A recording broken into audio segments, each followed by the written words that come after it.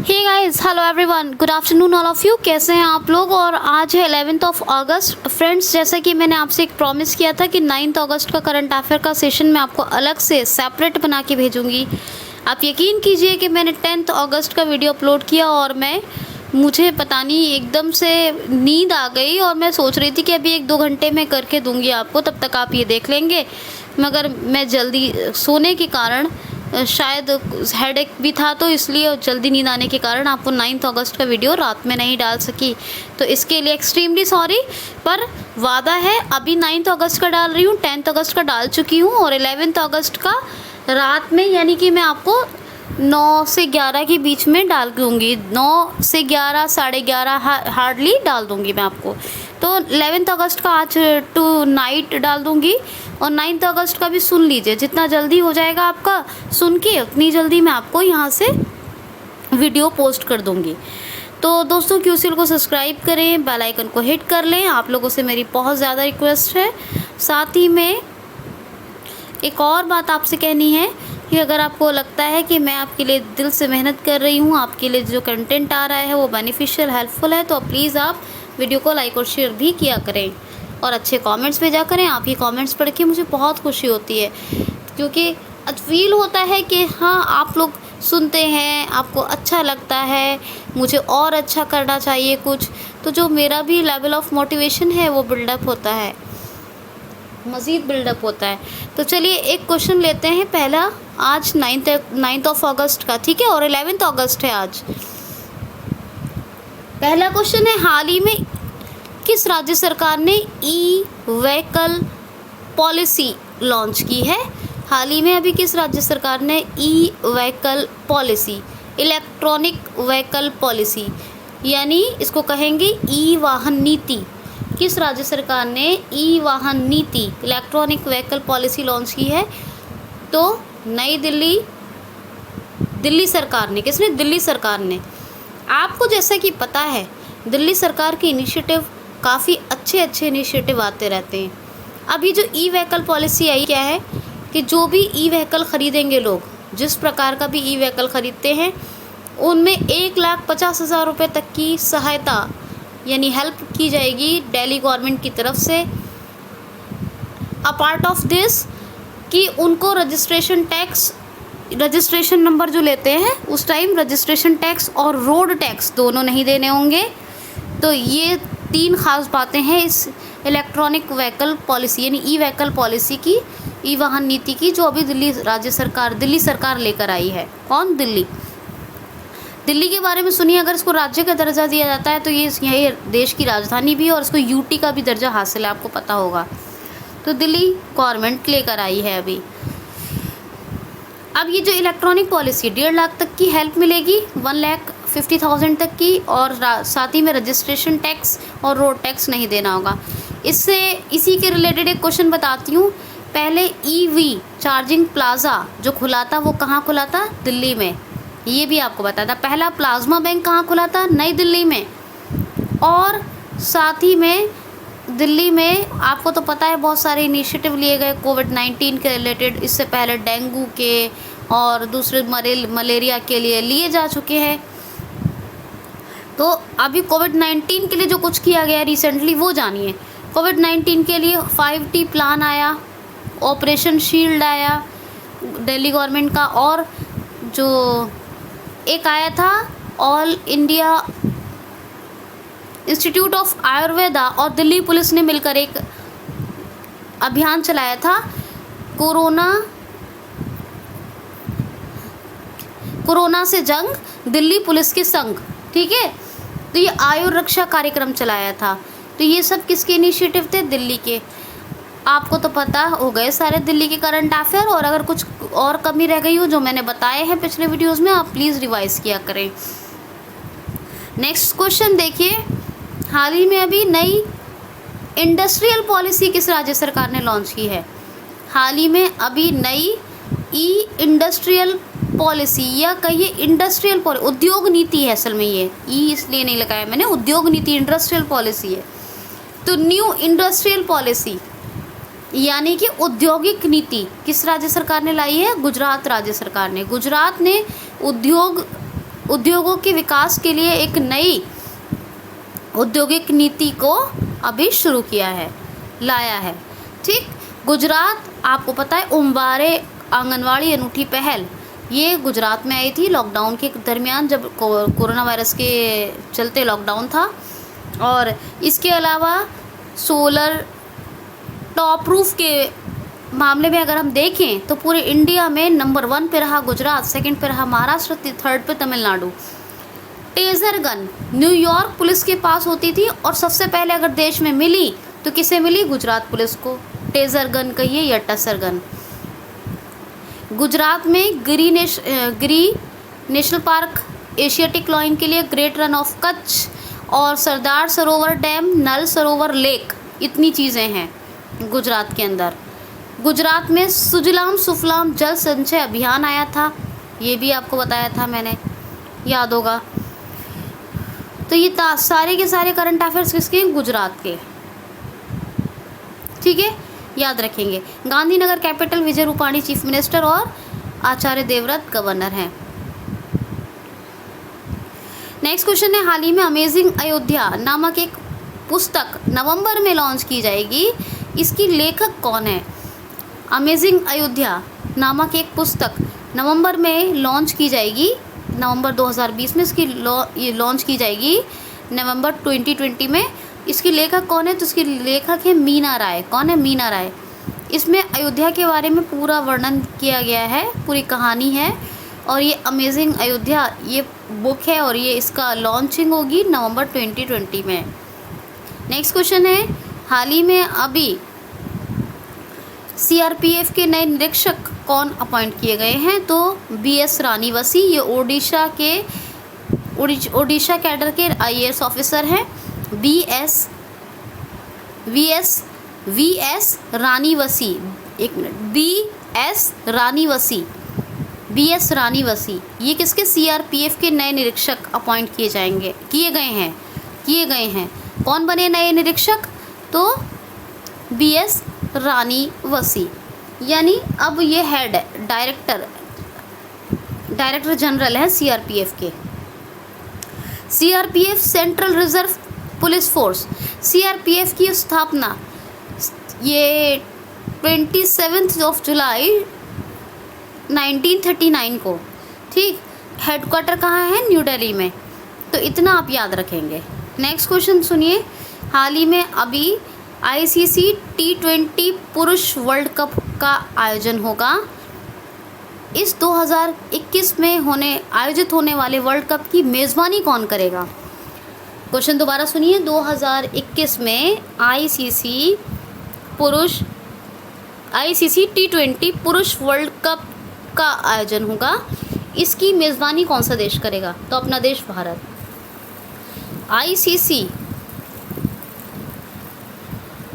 International cricket council के T20 पुरुष world cup का आयोजन होगा 2021 में, और इसकी होस्टिंग करेगा कौन?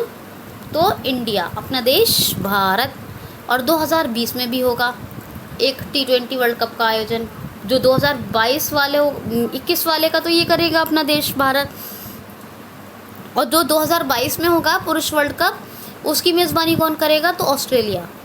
तो 21-22 में लगातार होंगे। कौन सा? आईसीसी T20 वर्ल्ड कप पुरुषों के लिए, फॉर दी मैन।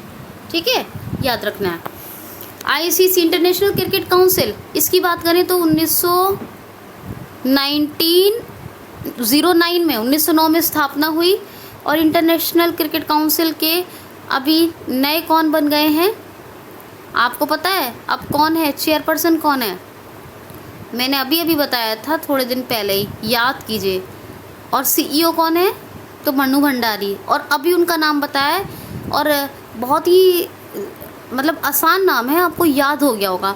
तो ज़रा मुझे आईसीसी के चेयरपर्सन का नाम बताइए। सुशांत मनोहर की जगह आए हैं वो। ठीक, याद रखना है आपको। हेडक्वार्टर कहाँ है? दुबई में।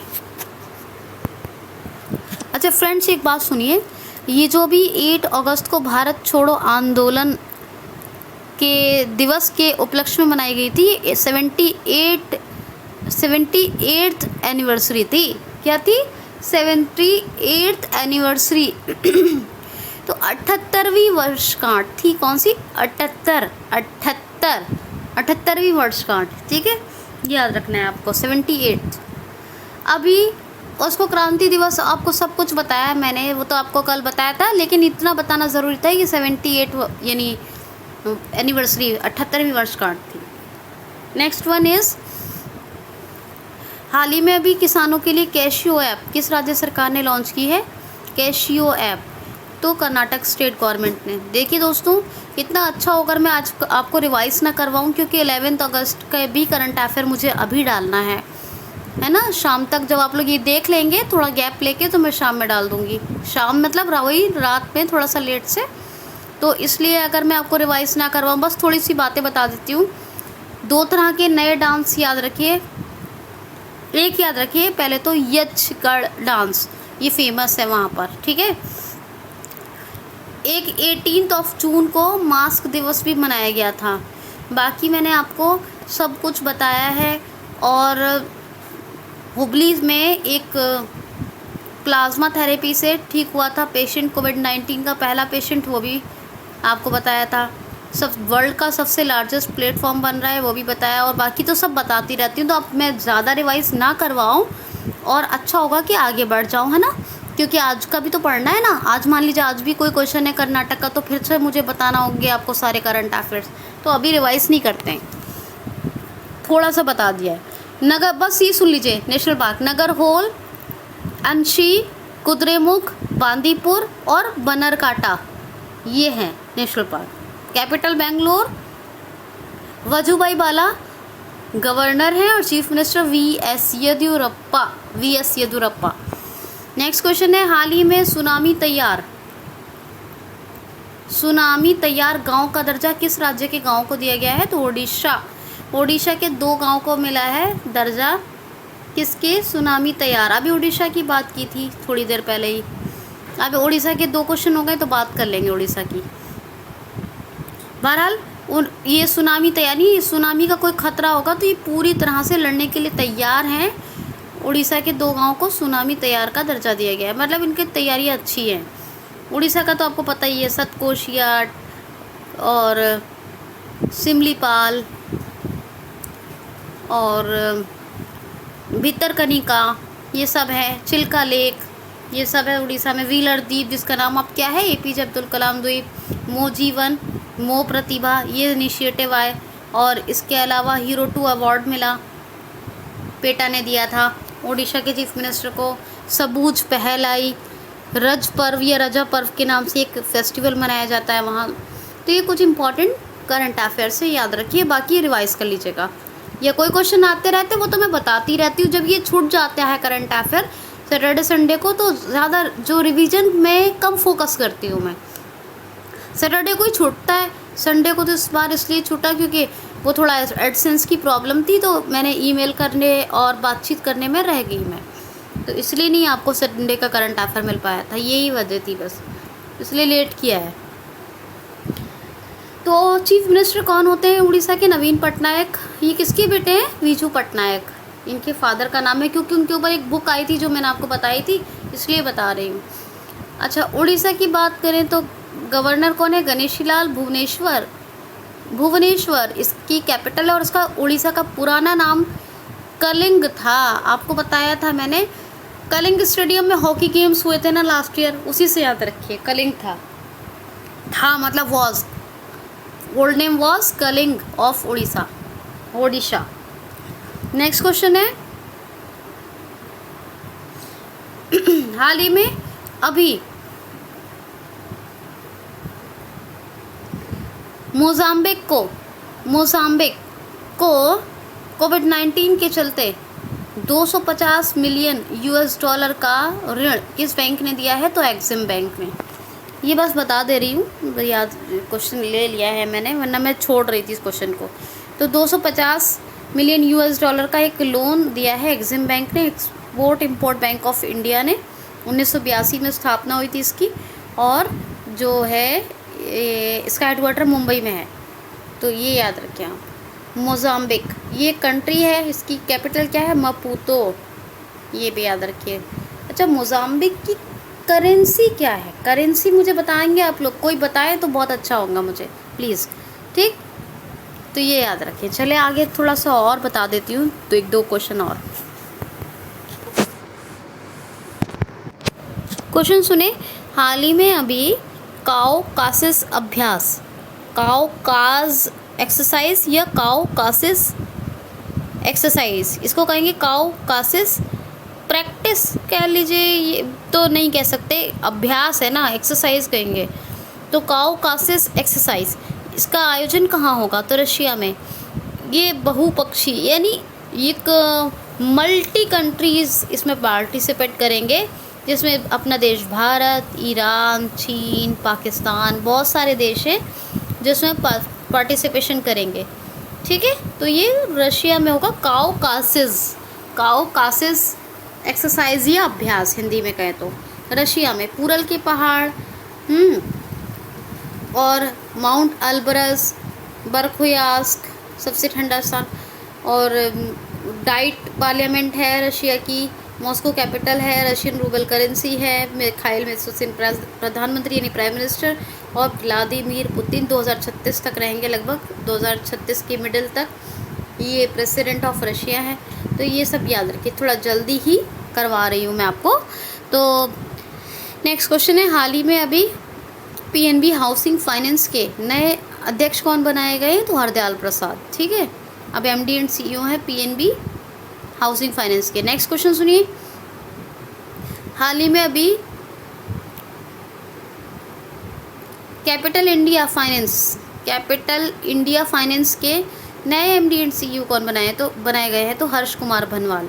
ये चेयरपर्सन हुआ करते थे नाबार्ड के, अब गोविंद राजुलू चिंटाला, इनके बारे में आपको बहुत बार बताया है। ये करंट चेयरपर्सन है नाबार्ड के, national bank for agriculture rural and development, इसके गोविंद राजुलू चिंटाला ये बाद में आए हैं। इनसे पहले हर्ष कुमार भनवाल हुआ करते थे, क्या नाम है? भानवाल, हर्ष कुमार भानवाल।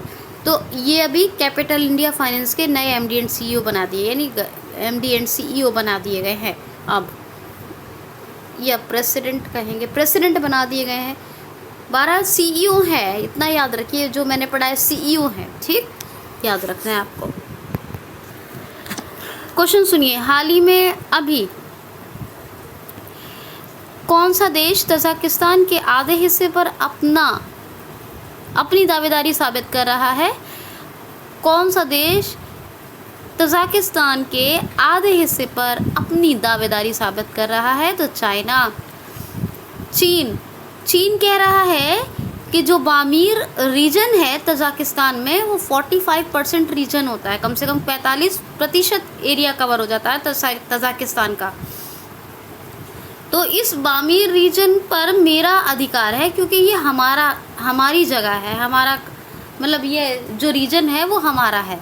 तो अपनी दावेदारी कौन जता रहा है? चाइना। 45% रीजन कवर हो जाता है बामीर रीजन से, और तजाकिस्तान का ये हिस्सा है, और उस पर चाइना अपना अधिकार जता रहा है। ठीक, अब वजह क्या है? रीज़न ये है कि चाइना काफ़ी रिच है, पैसा वैसा ठीक ठाक है, तो ये दूसरी कंट्रीज़ को ड्यूज़ दे देता है, कर्ज दे देता है मतलब। तो जो कर्ज दे देता है, तो इतना ज़्यादा कर्ज हो जाता है कि वो कंट्री जो है कर्ज के मामले में डूब जाती है। जब ज़्यादा कर्ज होता है तो निकल नहीं पाता उधार। अब वो जब कंट्री डूब जाती है क्योंकि ज़्यादा कर्ज हो गया, तो अब कैसे निकले? तो वो फिर चीन अपना उस रीजन पर दावेदारी जताने लगता है, क्योंकि चाइना ज़्यादातर कंट्रीज़ को कर्ज देता है, यही होता है।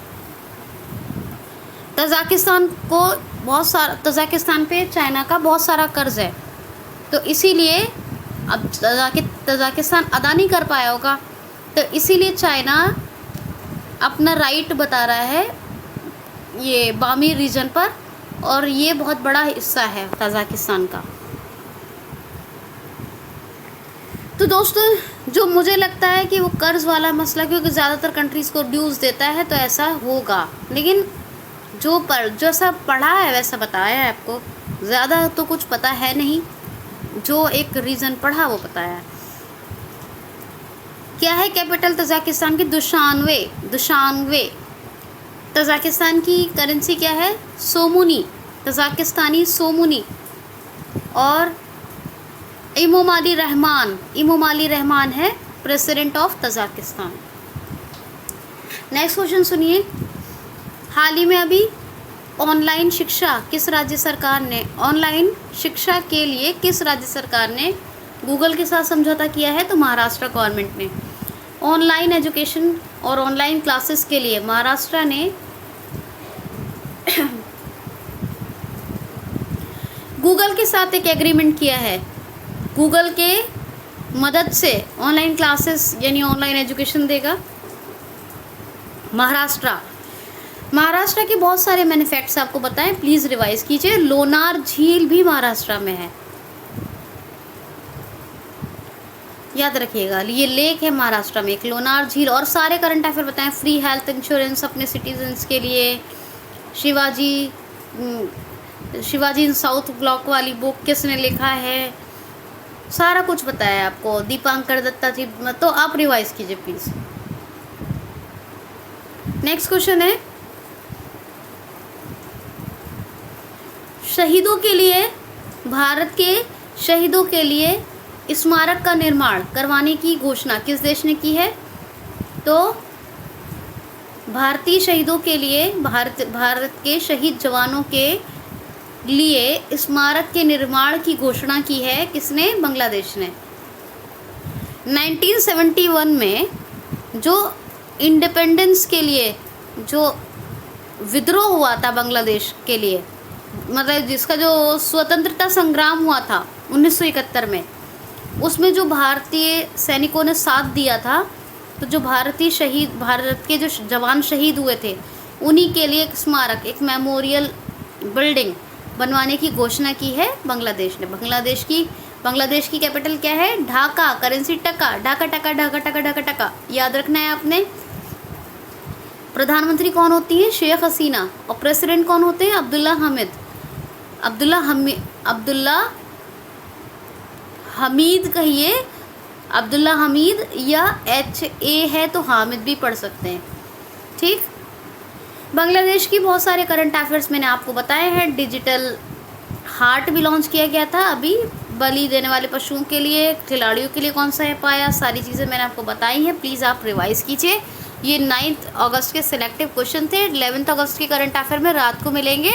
आप सुनिए और बताइए कैसा लगा। लाइक शेयर करें और सब्सक्राइब करें। Be happy. Thanks for watching.